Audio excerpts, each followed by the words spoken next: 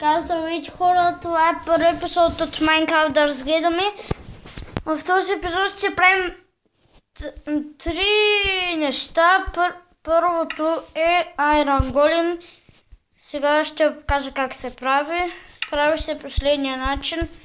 Слагате Iron така. И една чиква и се получава Iron Golem. Така, другото е трапчеста. Ето го и ние го. Не знам каква е рецептата, но има много яки работи. Много яки работи прави. Това ако го отворите, сега ще пусна Survival да видите какво ще стане. Сега ще пусна Survival на това и ще видите. Отварям честа и погледнете. И цялата тръната издригва. И става ужасна експлозия от този трап чест. Направо всичко избухва. Ако го сложите в някаква къща до някакъв приятел и направо ще експлодира цялата му къща. Да преминаваме към... Така, другото е и преди да го покажа това, ще ви кажа, че повече ще направя, защото така ще стане много кратко. И като включите това и той е святка, иначе без това той не може да светне, както виждате. Ако го правите така, не може да светне.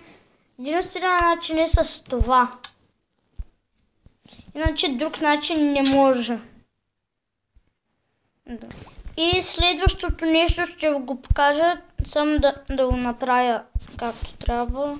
Само да сложа редстон така. Да сложа линии. Така.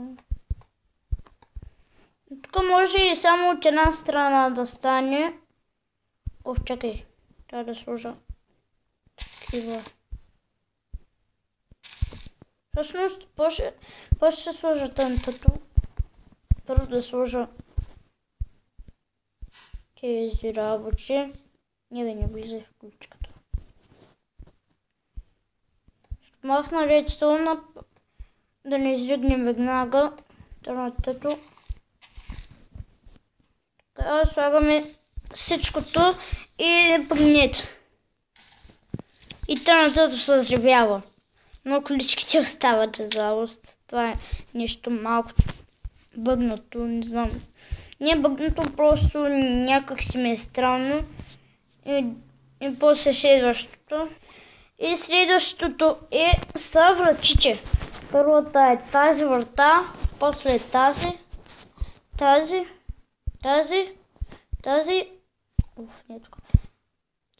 и накрая тази металната. Тя не може да се отвори както другите. Тя е специална. Трябва да го направите или с някакво бутонче, или с това. Или нещо такова пак. Само с такива може. Иначе не се отваря. Заключени сте си едно в затвора, ако нямате такива бутончета. Така. И следващото е тази линия. Както виждате, ви се прилича на обикновената линия. Тя е ето такава, но гледайте сега, влизам в тази линия и погледнете. Нещо. Чакай бе. Това трябва да се взриви от това.